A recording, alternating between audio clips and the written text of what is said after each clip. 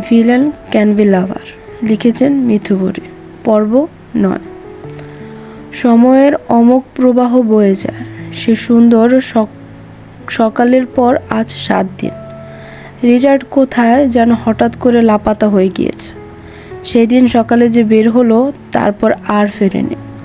এতে অবশ্য কারোর কোনো ভ্রুক্ষেপ নেই, বরঞ্চ রিচার্ড না ফেরায় সব থেকে খুশি এলিজাবেথ।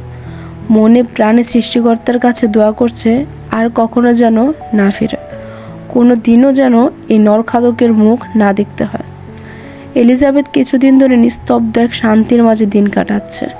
লোমহর্ষক রাতগুলোর হিংস্র ছায়া আপাতত দূরে।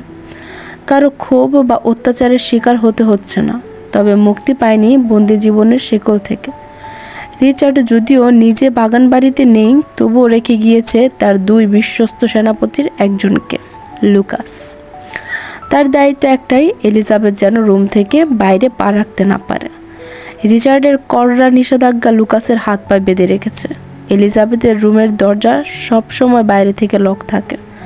খাবারও রুমেই পৌঁছে দেওয়া হয়। এই 7 দিনে লুকাসকে একবারও চোখে দেখেনি এলিজাবেথ।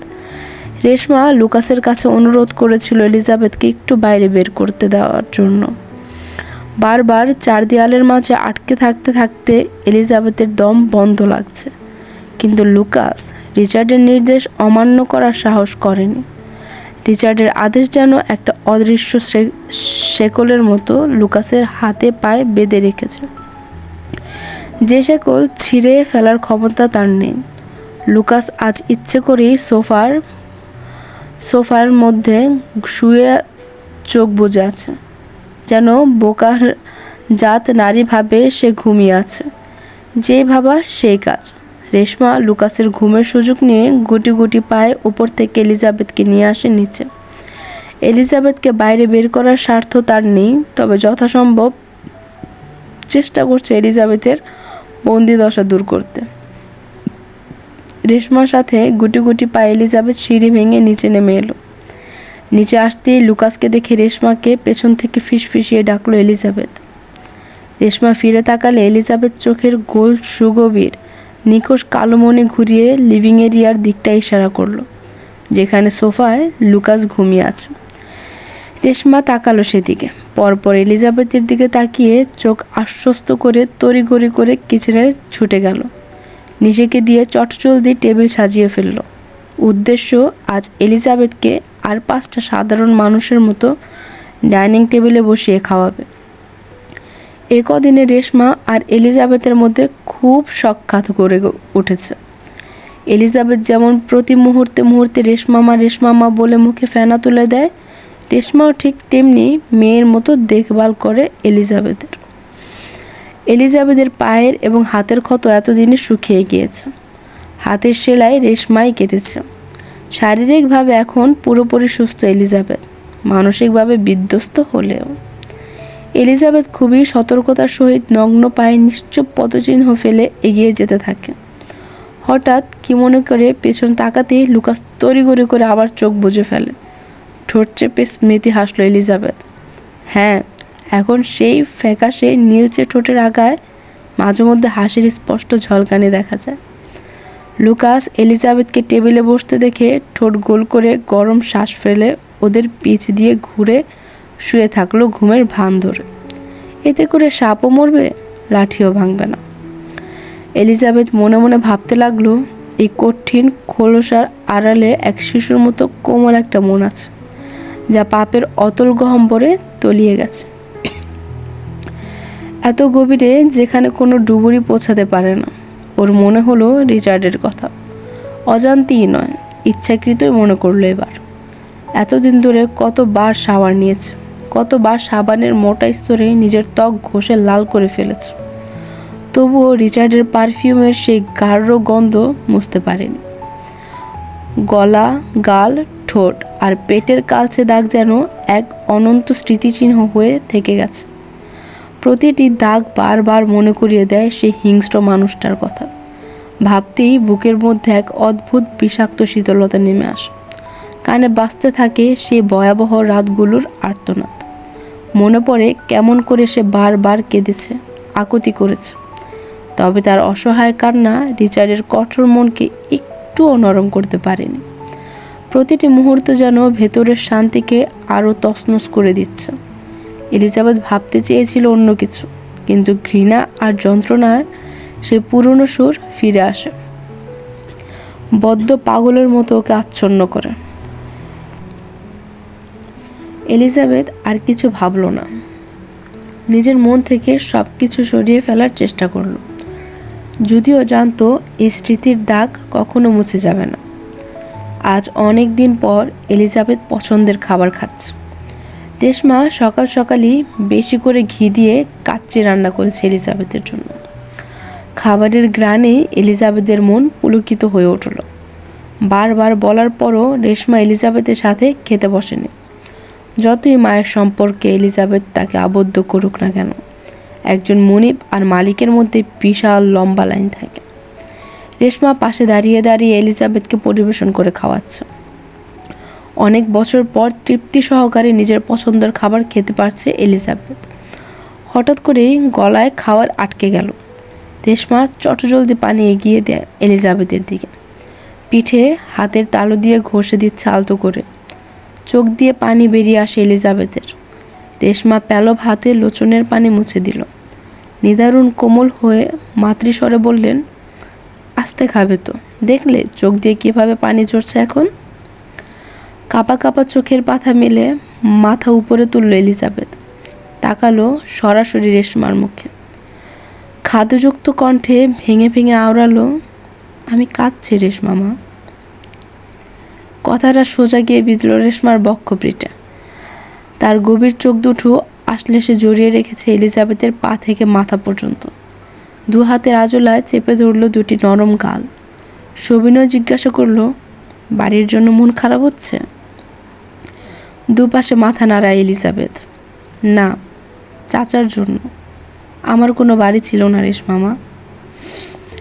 এলিজাবেথের পরিবার সম্বন্ধে কিছুই জানে না রেশমা। এলিজাবেথ কখনো মুখ ফুটে কিছু বলেনি। রেশমা যতটুকু ধারণা করতে পেরেছে, ভালোবাসার অভাবে ছিল খুব। মেয়েটা ভালোবাসার কাঙ্গাল খুবই। রেশমার ধ্যান ভাঙল এলিজাবেথের কথা। জানো রেশমা মা, আমার চাচারও কাচ্চি খুব পছন্দ। তবুও চাচা নিজে অল্প খেয়ে বাকিটুকু আমার জন্য রেখে দিত। আমি পরে লুকিয়ে লুকিয়ে খেতাম। তোমার চাচি তোমাকে পেট ভরে খেতে দিত না? কান্নার তোর বাড়ল এলিজাবেথের। নির্নিমেষ তাকিয়ে থেকে দুপাশে মাথা নাড়ালো। আতকে ওঠে কপালে দুবাজ বিভক্ত হলো রেশমার। নিষ্পলক তাকিয়ে থাকলো ঠোঁট ভেঙে কাঁদতে থাকে এলিজাবেথের দিকে। জিভ দিয়ে ঠোঁট ভিজিয়ে এলিজাবেথের পাশে বসলো রেশমা। দু হাতের আজলায় চেপে ধরা দুটি গালে ছোট করে চুমু খেয়ে বুকের সাথে মিশিয়ে নিল এলিজাবেথকে। এই যুগেও এমন মানুষ আছে যে খাবারের জন্য কষ্ট দেয়? ছি, আমার তো ভাবতেই ঘৃণা হচ্ছে। এবার হাউমাউ করে কাঁদতে শুরু করলো এলিজাবেথ। ভেতরের শুকিয়ে যাওয়া ক্ষতগুলো নতুন করে ব্যথা দিতে শুরু করেছে। এলিজাবেথের কান্নার শব্দ লুকাসের কান পর্যন্ত গেল। ব্রু কুঁচকে সোজা হয়ে বসলো, তাকালো এলিজাবেথের দিকে। রেশমা কান্না থামানোর চেষ্টা করলো এলিজাবেথের। কিচেন থেকে নিচে এসে দাঁড়ালো রেশমার কাছে। চোখ মুখে উদ্বিগ্নতা, উৎকণ্ঠা। ভয় কাতরে চোখে এদিক সেদিক তাকিয়ে দেখছে রিচার্ডের কোনো লোক আছে কিনা। ভয় পাচ্ছে এলিজাবেথ কান্না করার কারণে তাকেও যদি মেরে ফেলে সেই দিনের মেয়েগুলোর মতো। শুকনো ডোক গিলতে থাকে বারবার। কান্না থামাও মা আমার, এভাবে কান্না করে না। গতি হারায় হৃদয়ের স্পন্দন। বুক থেকে মাথা তুলে এলিজাবেথ, গলা কাঁপছে, তবুও বলল, আজ আমি বলতে চাই বলে আমার ভিতরে জ্বলতে থাকা আগুনে লেলিহান পানি ঢালতে চায়। চাপা কষ্টগুলো যে শেষ করে দিচ্ছে আমাকে ভিতরে ভিতরে। আমি পারছি না, আর সত্যিই পারছি না। গলায় কুণ্ডলি পাকিয়ে থাকা দলাগুলো শক্ত ডোক গিলে পিষে ভেতরে ঠেলে দিয়ে নিজেকে কঠিন করলো এলিজাবেথ। বলতে থাকলো, আমাকে নিয়ে সকলের মনে অনেক কৌতূহল না? আমার অন্যরকম চেহারা, চুল, তাই না? অপরদিকে 8তলা বিল্ডিংয়ের ছাদে সূর্যের তীর্যক রশ্মি কাচ ভেদ করে এসে পড়েছে এক অনন্য সুদর্শন পুরুষের ওপর। কালো ট্রাউজারের নিচে তার শক্তপোক্ত সুঠাম দেহ উন্মুক্ত। সকালে নিজের শরীর চর্চায় ব্যস্ত রিচার্ড। পাশে বসে ন্যাসো তার প্রতিটি বুক ডাউন গুনছে নিঃশব্দে। 123, 124। ঠিক তখনই রিচার্ড থেমে গেল। ল্যাপটপের স্ক্রিনে ভেসে ওঠা লাইভ ফিডে এলিজাবেথের কণ্ঠ শুনল। বাগানবাড়ির ডাইনিং এরিয়ার লাইভ ফুটেজ চলছে ল্যাপটপের স্ক্রিনে। হঠাৎই রিচার্ডের ঠোঁটের কোণে বাঁকা হাসি ফুটে উঠল। এবারের চালান নিয়ে সাম্প্রতিক ঝামেলাগুলো মাথায় ঘুরছিল রিচার্ডের। এবার বেশ চাপিয়ে নিতে হচ্ছে। কিছু রাজনীতিবিদ রিচার্ডের সাথে নারী পাচারের ব্যবসায় যুক্ত হতে চেয়েছিল, কিন্তু রিচার্ড সে প্রস্তাবে রাজি হয়নি। শেয়ার করে ব্যবসা করা তার নীতি নয়। এই রাজ্যে সে একাই রাজা আর মন্ত্রী। সেই জায়গায়ও তার নিজের ক্ষমতা ভাগাভাগি করার কোনো ইচ্ছা রিচার্ডের নেই। এটাই ছিল সমস্যা। বড় বড় রাজনীতিবিদরা ক্ষিপ্ত হয়ে উঠল। একজন বিদেশি ইতালি থেকে উড়ে এসে তাদের শহরে এমন অবিচ্ছেদ্য রাজত্ব কায়েম করেছে তা তাদের সহ্য হচ্ছিল না। ক্ষোভে তারা পুলিশের পুরো একটা দল রিচার্ডের পেছনে লেলিয়ে দেয়, কিন্তু ফলাফল শূন্য। পুলিশি চাপ, রাজনৈতিক ষড়যন্ত্র, কোনো কিছুই রিচার্ডের গায়ে আঁচড়ও কাটতে পারেনি। এত বছর ধরে নিজের গড়া সাম্রাজ্যকে সুরক্ষিত করে রাখতে শত্রুরা যাই করুক, রিচার্ড সবসময় এক ধাপ এগিয়ে থেকেছে। এবারও তাই। বড়দিনের মতো স্বয়ং মাঠে নেমে পড়েছিল রিচার্ড, আর তখনই দেখিয়ে দিয়েছিল নিজের আসল রূপ।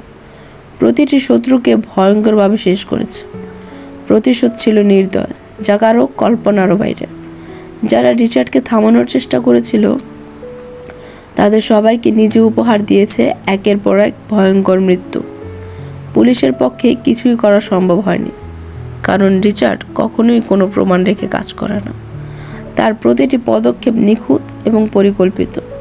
এই কারণেই অল্প সময়ের মধ্যেই ইতালির মতো বড় শহরে নিজের সাম্রাজ্য তৈরি করে ফেলেছে।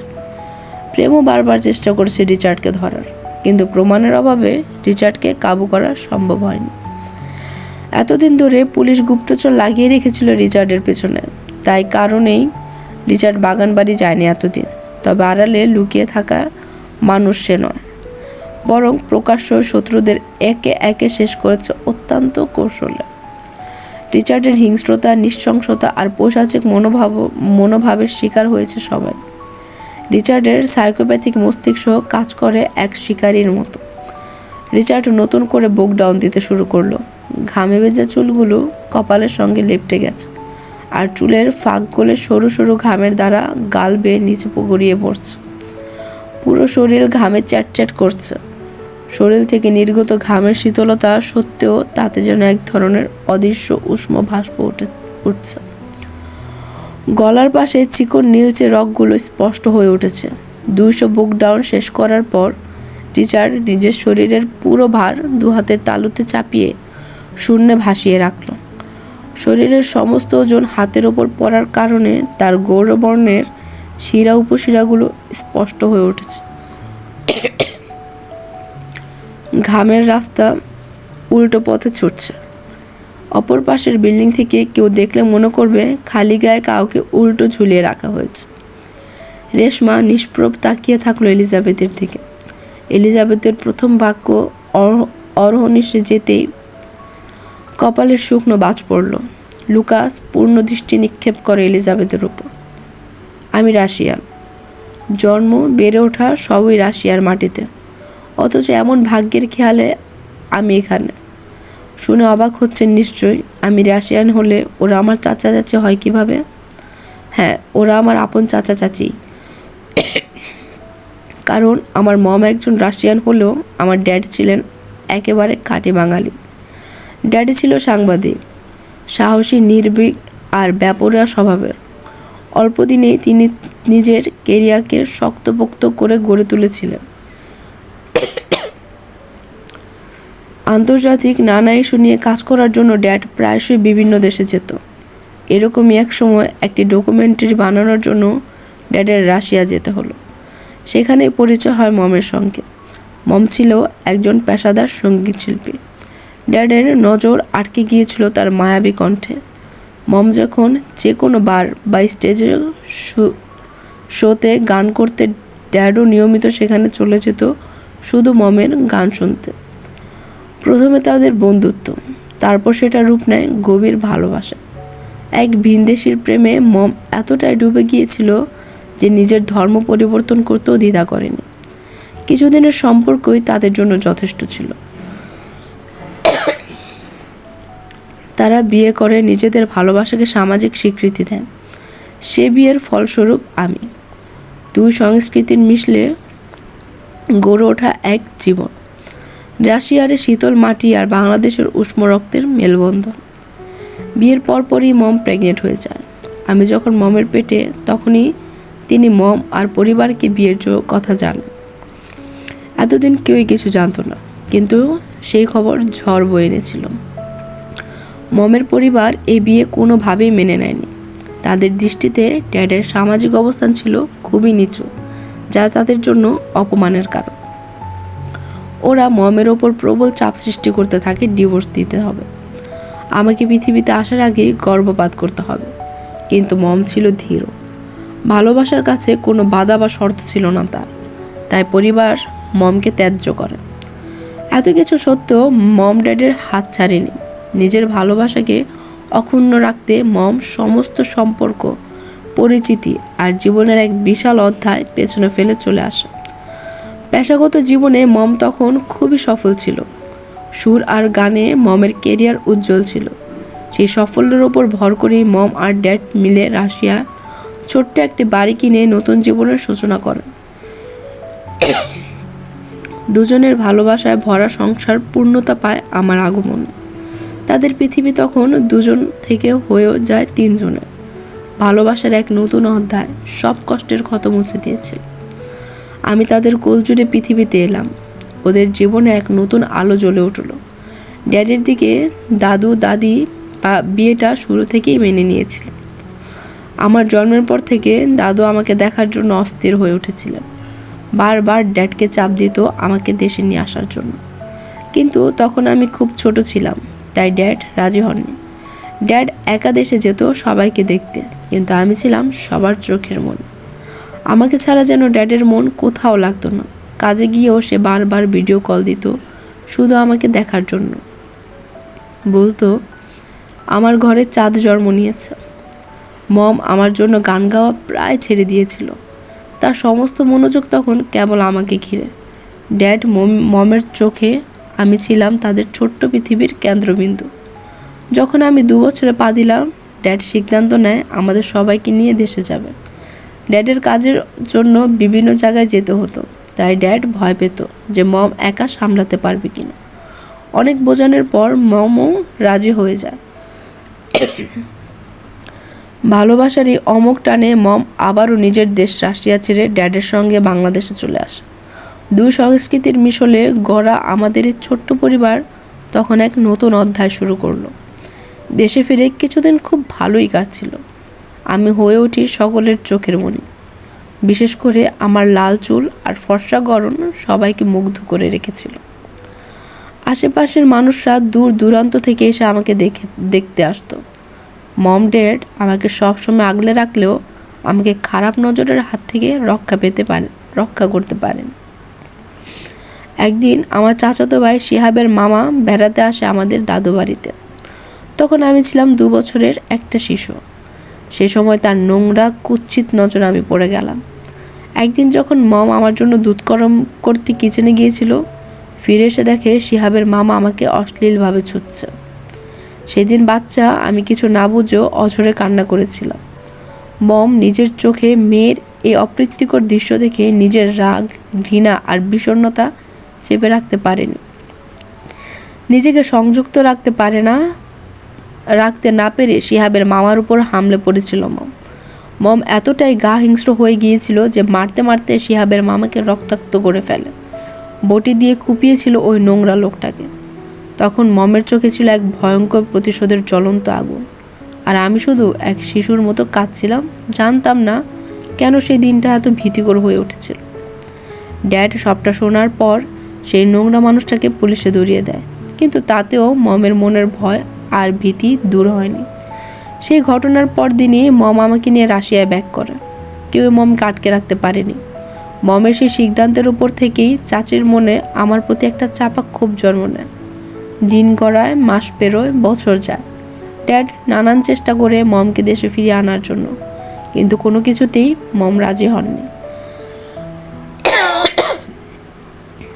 একসময় ড্যাড নিজেও বুঝে যায় আমার জন্য বাংলাদেশ সেভ নয়। আমার রূপই আমার ধ্বংসের কারণ হয়ে দাঁড়াবে একদিন। মমের নাম ছিল এলিসা। মম ছিল অপূর্ব সুন্দরী গ্রিক দেবীদের মতো।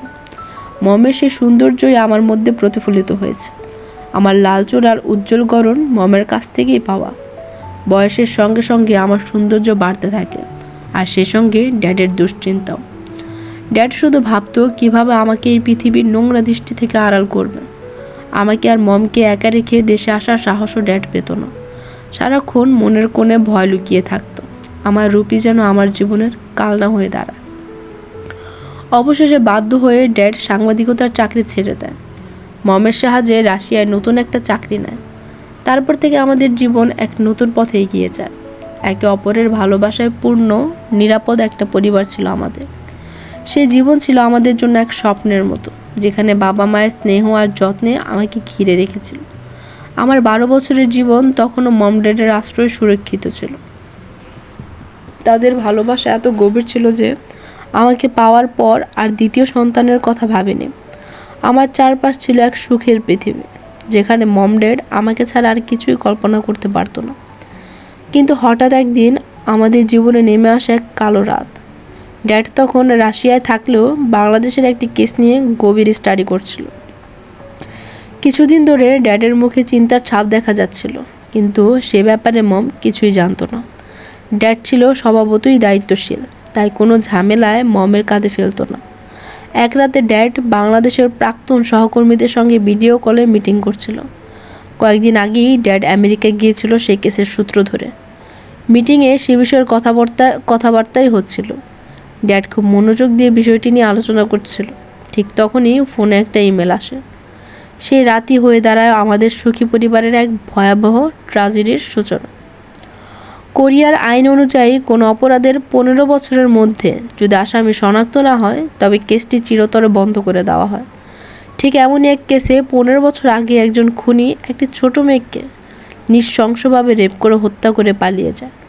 15 বছর পেরিয়ে যাওয়ার পর কেসটি আইনি নিয়মে নিষ্ক্রিয় হয়ে যায়।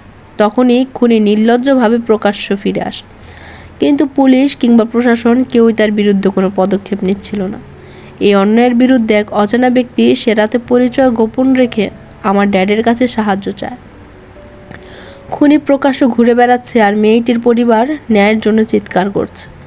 কোরিয়ার প্রশাসন নিষ্ক্রিয়, কিন্তু আপনি একজন আন্তর্জাতিক সাংবাদিক। আপনি যদি কেসটি ইন্টারন্যাশনাল প্ল্যাটফর্মে তুলে ধরেন, তাহলে হয়তো মেয়েটির পরিবার সুবিচার পাবে। সাথে মেয়েটির খুনের বর্ণনা পাঠিয়েছিল। সেই রাতে মেয়েটির খুনের ভয়াবহ বর্ণনা শুনে ড্যাড স্তব্ধ হয়ে ঘুমন্ত আমার দিকে তাকিয়েছিল। ঘুমন্ত আমিকে বুকের সাথে চেপে ধরেছিল। অনুভব করেছিল যদি মেয়েটির পরিবারের জায়গায় তার নিজের পরিবার থাকতো। সেই যন্ত্রণা তীরের ফলার মতো বিদ্ধ করেছিল ড্যাডকে। সে রাতেই ড্যাড সিদ্ধান্ত নেয় যে করেই হোক কোরিয়া যাবে, মেয়েটির পরিবারকে সুবিচার পাইয়ে দেবে। সত্য আর ন্যায়বোধের প্রশ্নে ড্যাড সবসময় আপোষহীন ছিলেন। মম সর্বদা ড্যাডের কাজকে সমর্থন করত। সে রাতেও মম ড্যাডের সাহসিকতার সম্মান জানায় এবং সেই বেপরোয়া সিদ্ধান্তে বাধা দেয়নি। কিন্তু সেদিনই হয়তো ড্যাডের মনে হয়েছিল এটাই তার শেষ রাত। সারা রাত আমাকে বুকের মাঝে শক্ত করে জড়িয়ে রেখেছিল। তার হাতের উষ্ণতায় ছিল শূন্যতায় ভয় আর অন্তরের সমস্ত ভালোবাসা। হয়তো বুঝতে পেরেছিলেন আর কোনো দিন ফিরবে না। পরের দিন রাতের ফ্লাইটে কোরিয়ার উদ্দেশ্যে রওনা দেয় ড্যাড, আমাকে ঘুমন্ত রেখে। কারণ আমি জেগে থাকলে ড্যাডের পক্ষে আমাকে ছেড়ে যাওয়া কখনোই সম্ভব হতো না। আমার চোখের জল নাকি সোজা গিয়ে বিঁধত ড্যাডের বুকে। ঘুম থেকে উঠে ড্যাডকে না পেয়ে ছুটে গিয়ে মমের আঁচল ধরে খুব কান্না করেছিলাম। মমও আমার আড়ালে কান্নায় ভেঙে পড়তো, তবুও আমার সামনে শক্ত থাকার ভান করতো। বলতো, তোমার ড্যাড খুবই শীঘ্রই ফিরে আসবে তোমার কাছে। সেই কথা শুনে আমার ছোট্ট মন শান্ত হতো। কিন্তু কিছুদিন পর থেকেই সব বদলে যায়। ড্যাডের নাম্বার সুইচ অফ দেখাতে শুরু করে। প্রথমে মম কিছুটা চিন্তিত হলেও নিজেকে শান্ত রাখার চেষ্টা করেছিল। কিন্তু দিন গড়ানোর সঙ্গে সঙ্গে পরিস্থিতি আরও খারাপ হতে থাকে। যে ড্যাড আমাকে না দেখে এক মুহূর্ত থাকতে পারতো না, সে কেন যোগাযোগ বন্ধ করে দিল? মম নানা উপায়ে ড্যাডের সাথে যোগাযোগের চেষ্টা করেও ব্যর্থ হয়। এরপর ধীরে ধীরে মমও নিজেকে আর ধরে রাখতে পারল না। গভীর রাতে আমাকে বুকে চেপে চেপে ধরে ফুপিয়ে ফুপিয়ে কাঁদত। আমি মমের বুকে মাথা রেখে বোঝার চেষ্টা করতাম কি হচ্ছে আমাদের জীবনে। কত রাত আমরা নির্ঘুম কাটিয়েছি, একলা ঘরে, শুধু চোখ ভরা জল আর অব্যক্ত অপেক্ষা নিয়ে। প্রতিটা মুহূর্তে মনে হতো ড্যাড হয়তো দরজা খুলে হঠাৎ করে ঘরে ঢুকবে, হাঁটু গেড়ে বসে দুহাত ছড়িয়ে বলবে, পাপার প্রিন্সেস কোথায়?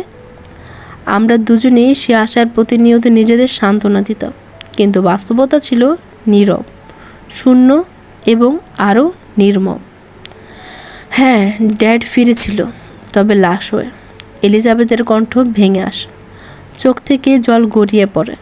রেশমা, জানো মা, ওরা ড্যাডের বুক চিরে কলিজা তুলে নিয়েছিল। ড্যাডকে এত নৃশংসভাবে খুন করেছিল যে তার লাশটাও আর মানুষ বলে চেনা যায়নি। একটু থেমে এলিজাবেথ গলা শুকনোভাবে আরও বলে, ড্যাডের সেই ক্ষতবিক্ষত লাশটাও আমাকে দেখতে দেয়নি কেউ। পুলিশদের নিষেধ ছিল। আমি শুধু দূর থেকে দেখেছি কফিন, তার ভেতরে আমার ড্যাড। এই কথাটা বলে এলিজাবেথ ফুপিয়ে কেঁদে ওঠে। ড্যাডের লাশ দেখে মম আমার সামনে জ্ঞান হারিয়ে পড়ে গিয়েছিল মাটিতে। আমি দৌড়ে গিয়েছিলাম মমকে ধরতে, কিন্তু পুলিশরা আমাকে কাছে যেতে দিল না।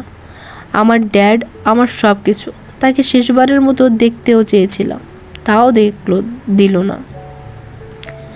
সেদিন আমার কান্না কেউ শুনতে চায়নি, কারো বুকেও একটু জায়গা হয়নি আমার জন্য। শুধু লাশ, অন্ধকার আর অনন্ত নীরবতা। এইটুকু বলে বুকে হাত চেপে হাঁপাতে থাকে এলিজাবেথ। নিশি একটু পরপর নাক টানছে। শক্ত হৃদয়ের অধিকারী লুকাসও স্তব্ধ হয়ে তাকিয়ে আছে ক্রন্দনরত এলিজাবেথের দিকে। রেশমা নিষ্প্রভ তাকিয়ে আছে এলিজাবেথের পানে, তার চোখের পাতাও ভেজা। এলিজাবেথ আবার বলতে শুরু করলো, ড্যাডের মৃত্যু মম কখনোই মেনে নিতে পারেনি। মানসিকভাবে একেবারে ভেঙে পড়ে। মমের পরিবার তখনও একেবারের জন্য মমকে দেখতে আসেনি, কোনো সমবেদনা জানায়নি। পুলিশও খুনিদের ধরতে ব্যর্থ হয়। সব কিছু যেন স্থবির হয়ে গিয়েছিল। একদিন ড্যাডের কাছে যাব বলে বায়না ধরলাম, বাচ্চা সুলভ কান্নাকাটি, চিৎকার। সেদিন মম আর সহ্য করতে পারেনি, নিজের নিয়ন্ত্রণ হারিয়ে আমার গায়ে হাত তোলে। প্রথমবার আমার মুখ চেপে ধরে চিৎকার করতে থাকে পাগলের মতো। মমের সেই আচরণে আমি আরও ভয় পেয়ে গিয়েছিলাম। কান্নার তোর দ্বিগুণ হয়ে গিয়েছিল। মমের ধৈর্য পুরোপুরি ফেটে যায়। নিজের জ্ঞান শূন্য অবস্থায় বালিশ চাপা দিয়ে আমার মুখ বন্ধ করার চেষ্টা করে। আমি শ্বাস নিতে না পেরে হাত পা ছুড়ছিলাম। পৃথিবীটা কেমন ঝাপসা হয়ে আসছিল। যখন আমার কোনো সারা শব্দ না পায়, তখন মমের হুঁশ ফেরে। মুখ থেকে বালিশ সরিয়ে আমার নীল হয়ে যাওয়া মুখ দেখতে পেয়ে হাউমাউ করে কাঁদতে থাকে মম। পাগলের মতো প্রতিবেশীদের দরজায় দরজায় গিয়ে ধাক্কাতে থাকে। স্থানীয় কয়েকজনের সাহায্যে আমাকে হসপিটালে নিয়ে যাওয়া হয়। ভাগ্যের জোরে সেদিন বেঁচে গিয়েছিলাম, কিন্তু অপরাধবোধ মমের ভেতর থেকে যায়নি। আমাকে হসপিটালে রেখে মম বাড়ি ফিরে আসে। আমাকে রেস্কিউ করা আঙ্কেল রাতে আমাকে নিয়ে বাসায় ফিরলে দেখতে পায় রক্তাক্ত অবস্থায় মমকে। মম সুইসাইড করে সেদিন। এতদিন যাকে শেষ সম্বল মনে করে বেঁচেছিল, আজকে তারই মৃত্যুর কারণ হয়ে দাঁড়িয়েছিল, তা মেনে নিতে পারেনি মম। কিন্তু এখানেই থেমে থাকে না। দিন দিন মমের পাগলামি বাড়তে থাকে। হুটহাট অকারণেই কাঁদত, হাসত, সারা রাত বারে পড়ে থাকতো, নেশা করে বাড়ি ফিরত রোজ রোজ। আমি মমকে দেখে ভয় পেয়ে কান্না করলে খুব মারতো আমাকে। আবার হুঁশে ফিরলে আমার সারা মুখ চুমুতে ভরিয়ে দিত। বুকের সাথে চেপে ধরে কান্না করতো চিৎকার করে, যেন ছেড়ে দিলেই হারিয়ে যাব আমি। একা থাকতে না পারা আমাকে দিনের পর দিন পুরো বাসা একা থাকতে হতো। স্কুলে যাওয়া বন্ধ হয়ে যায় আমার। চঞ্চল আমি হুট করেই শান্ত হয়ে গেলাম। একদিন হুট করেই মম সিদ্ধান্ত নেয় করিয়া যাবে। যেভাবেই হোক নিজের জীবন ঝুঁকিতে ফেলে হলেও ড্যাডের খুনিকে খুঁজে বের করবে। কিন্তু আমার জীবন ঝুঁকিতে ফেলতে চায়নি মম। 10 বছর পর মম দেশে ফিরে। ততদিন আমার দাদা দাদু মারা গেছে। মম চাচার কাছে আমাকে রেখে গিয়েছিল ভরসা করে। সেদিনও বুঝতে পারিনি তার সেদিনও বুঝতে পারিনি আর কোনো দিন মমকে দেখতে পাবো না। ছোট মাথায় ভাবতে পারিনি মমও ড্যাডের মতো সারা জীবনের জন্য হারিয়ে যাবে। জানতাম না সেদিন বিদায়ের মুহূর্তটাই ছিল আমার জন্য শেষ দেখা। চলে যাওয়ার সময় মম গাড়িতে উঠেও থেমে যায়, দৌড়ে ছুটে আসে আমার দিকে। চাচা তখন আমাকে শক্ত করে ধরে রেখেছিল, কারণ আমি মমের কাছে যাওয়ার জন্য চিৎকার করে কাঁদছিলাম। মম এসে একটানা আমাকে নিজের বুকের সাথে মিশিয়ে নেয়। শেষ আলিঙ্গনে ভেঙে পড়েছিলাম আমরা দুজনেই। পথের মানুষও সেদিন দেখেছিল মমের কান্না। কি অসহায়ভাবে মম আমাকে বুকের সাথে চেপে ধরে কেঁদেছিল, সারা মুখ চুমোতে ভরিয়ে দিয়েছিল, যেন মুহূর্তগুলো জমিয়ে রাখতে চেয়েছিল চিরতরে। যাওয়ার আগে গভীর ভালোবাসায় আমার কপাল ছুঁয়ে বলেছিলেন, mom will come back soon বেটা। কিন্তু ড্যাডের মতো মমও কথা রাখেন, কেউই আর ফিরে আসেন। একসময় আশা ছেড়ে দিয়ে নিজের জীবনের করুণ বাস্তবতা মেনে নিলাম। মম আর ড্যাডের স্মৃতি আঁকড়ে ধরে বড় হয়ে উঠলাম, যেন ওরা একটুও দূরে নেই, অথচ সত্যিটা বড্ড নিষ্ঠুর। 12 বছর বয়সে আবারও সে কুৎসিত নজরের শিকার হই। চাচাতো ভাই শিহাব সুযোগ পেলেই আমার গায়ে হাত দিত, সংবেদনশীল জায়গাগুলোতে ছুঁয়ে দিত। শুধু চাচার জন্যই বারবার বেঁচে যেতাম, অন্যথায় হয়তো আর পেরে উঠতাম না। চাচি মমের কথা রেখেছিল, তবে অন্যভাবে। আমায় দেখে রাখতো, খুব ভালো করে দেখে রাখতো। বারবার এসে দেখে যেত কাজ ঠিক মতো করছে কিনা। রাতে ঘুম ভেঙেও এসে দেখে যেত রান্নাঘরের মেঝেতে শুয়েছি কিনা। মমের দেওয়া কথাগুলো যেন শাস্তি হিসেবে প্রয়োগ করছিল। আমার রূপের প্রশংসা সবার মুখে শুনে চাচির ভেতর এক অন্যরকম হিংস্র আগুন জ্বলত। সেটা মেনে নিতে পারতো না, তাই প্রতিদিন আমার উপর ঝাঁপিয়ে পড়তো। পড়াশোনা বন্ধ করে দিল, বাইরে যাওয়া বন্ধ করে দিল। একসময় আমাকে ঘরবন্দি করে রাখলো। স্কুলে গিয়েও কিছুদিনের মধ্যে এলাকাবাসীর নজরে পড়ে গিয়েছিলাম। সেটাও চাচির ক্রোধের আগুনে নতুন ইন্ধন জুগিয়েছিল। চাচাও তেমন কিছু বলতো না, কারণ তিনিও জানতেন এই এলাকায় এমন সৌন্দর্য যে পাপের মতো চোখে লাগার সবার। বাজে বকাটে ছেলেরা বিরক্ত করতেই থাকতো। চাচাও ড্যাডের মতোই আমার রূপের ভয় পেত যে আমি যেন আরেকবার বিপদে না পড়ি, যেন কেউ আমাকে খারাপ চোখে না দেখে। চাচা আমাকে বই খাতা কিনে এনে দিত পড়ার জন্য, কিন্তু তার সঙ্গে সঙ্গে চাচির কাজের তালিকাও এত বেশি ছিল যে আমি কখনো সেগুলো শেষ করে পড়ার সুযোগই পেতাম না। রাশিয়ান স্কুল আর বাংলাদেশের স্কুলের পড়াশোনার মধ্যে অনেক পার্থক্য ছিল। আমি অনেক এগিয়ে ছিলাম। আমার 1 বছরের ছোট চাচাতো বোন ইবরাতকে আমি পড়াতাম। চাচি সেটা দেখতো, তাই মাঝে মাঝে আমাকে পড়ার সুযোগ দিত, তবে সেটা শর্ত সাপেক্ষ ছিল। শুধু যদি সব কাজ শেষ করতে পারি তবেই পড়ার সময় পেতাম। পড়ার প্রতি আগ্রহ ছিল আমার ছোটবেলা থেকে, কিন্তু কাজের জন্য কখনোই পড়ার সময় পেতাম না। সব কাজ শেষ করে রাতে রান্নাঘরে এক কোণায় মোমবাতি জ্বালিয়ে পড়তাম। চাচা তা দেখে চুপ করে চোখের পানি ফেলতো, কিন্তু কিছু বলতে পারতো না চাচির জন্য, কারণ চাচি কিছু বললেই মরে যাওয়ার ভয় দেখাতো। চাচা সবসময় আড়ালে কাঁদতো, কিন্তু মুখে কিছু বলতো না। চাচির অসংখ্য কটু কথা, বোনের অপমানজনক কথাবার্তা, ভাইয়ের অসুচি দৃষ্টি, সব কিছু সহ্য করেও আমি বেঁচেছিলাম একমাত্র আশায় মম একদিন ফিরে আসবে। মম তো আমাকে কথা দিয়েছিল, তাই আমি নিজেকে শক্ত করে ধারণ করেছিলাম, কারণ মমের ফিরে আসার প্রতিশ্রুতি ছিল আমার জীবনের একমাত্র আলো। কিন্তু দিন গড়িয়ে রাত হলো, মাসের পর মাস, বছর চলে গেল, তবুও মম ফিরে আসেনি। বারবার হতাশ হয়েও আমার মনের কোণে সুপ্ত আশার আলো জ্বলছিল, মম আসবে, কারণ সে কথা দিয়েছিল। এভাবে এসব সংগ্রামে আমার মনটা ধীরে ধীরে শক্ত হয়ে উঠল।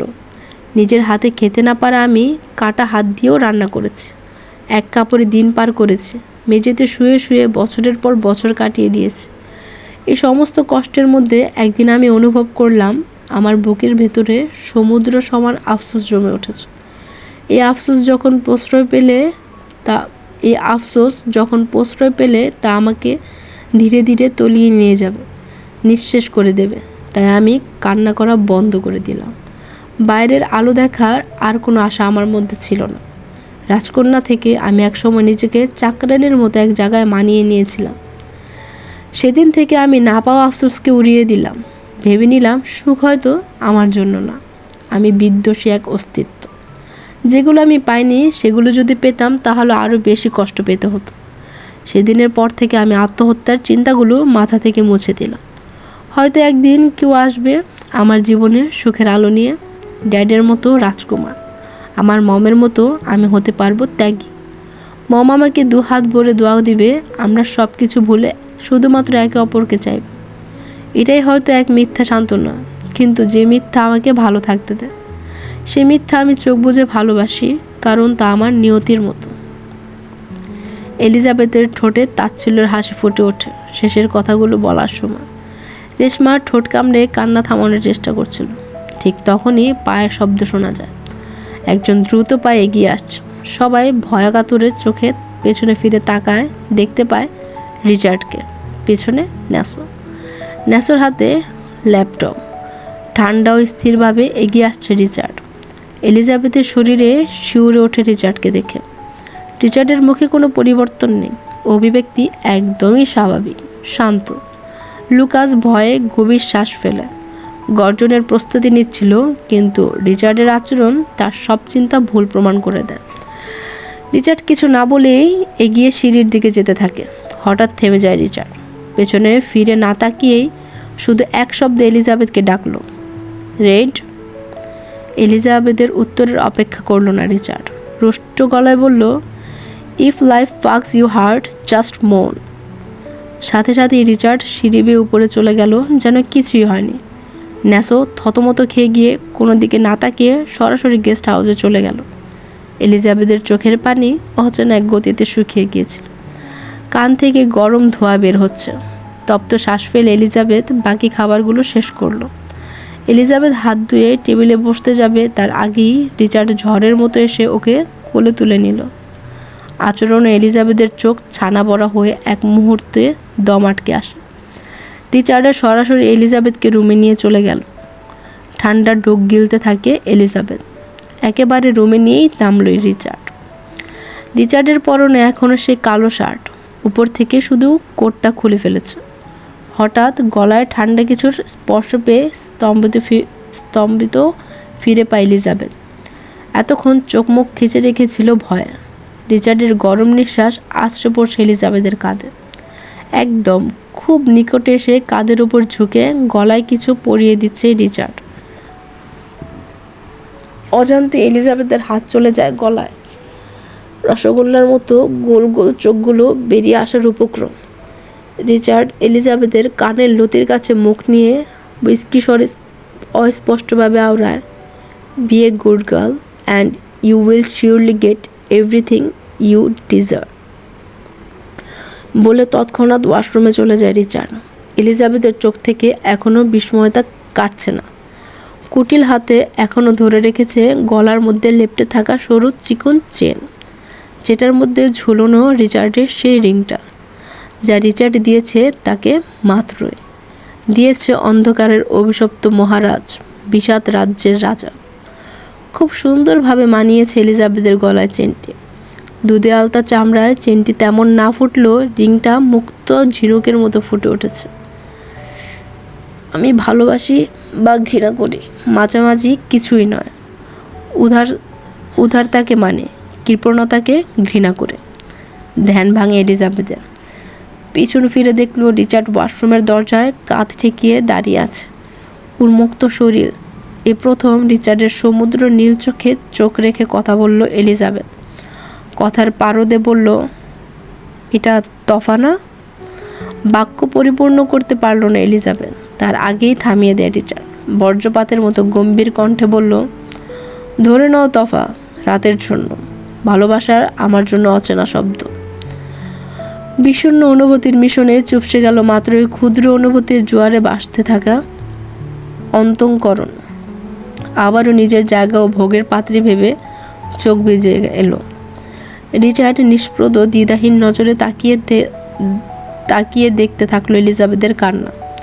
তবুও পৈশাচিক বিধ্বস্ত মস্তিষ্কে কোনো সাড়া ফেলল না। You look like a school girl, Red. অদ্ভুত প্রশ্নবান তেড়ে এসে রিচার্ডের কাছ থেকে। কপালে শুকনো বাজ পড়ল এলিজাবেথের। চোখ খুলে ফিরে তাকালো রিচার্ডের দিকে। রিচার্ডের দু চোখ সন্দেহে সংকুচিত হলো। এক কাঁধ ওয়াশরুমের দরজায় ভর দিয়ে বুক বেঁধে দাঁড়িয়ে আছে। রিচার্ডের পেটানো শরীর এক পলক তাকিয়ে শুকনো ডোক গিলল এলিজাবেথ। অতঃপর তড়িঘড়ি করে মুখ ফিরিয়ে নেয়। শক্ত গলায় বলল, আই এম নট। রিচার্ডের গুরুগম্ভীর গলা। Does this mean you are an adult? I am 20 by the way, not 19। Are you? এক পা করে এগোতে থাকে রিচার্ড। কণ্ঠস্বর ধীরে ধীরে গ্রাস হতে থাকে পুরুষালী কামনায়। গুটিয়ে যেতে থাকে এলিজাবেথ। জিভ দিয়ে ঠোঁট ভিজিয়ে বলল, my birthday was few days ago. I will be 31। ও। রিচার্ড এসে এলিজাবেথের শরীর ঘেঁষে দাঁড়ায়। রিচার্ডের সংস্পর্শে স্তম্ভিত হয়ে যায় এলিজাবেথ। বুক শুকিয়ে এলো। রিচার্ড এক হাতে এলিজাবেথের পেট পেঁচিয়ে ধরে নিজের সাথে মিশিয়ে নিল। এলিজাবেথের মাথা টেকলো রিচার্ডের চওড়া বুকে। রিচার্ড অনড়ভাবে ঝুঁকে থাকলো এলিজাবেথের কাঁধে, দৃষ্টি লাস্যময়ী নারীর আবেদনময়ী অনুরূপ সংকীর্ণ অংশে। আজ কিছু সময় দিল এলিজাবেথকে কাঁপাকাঁপির জন্য।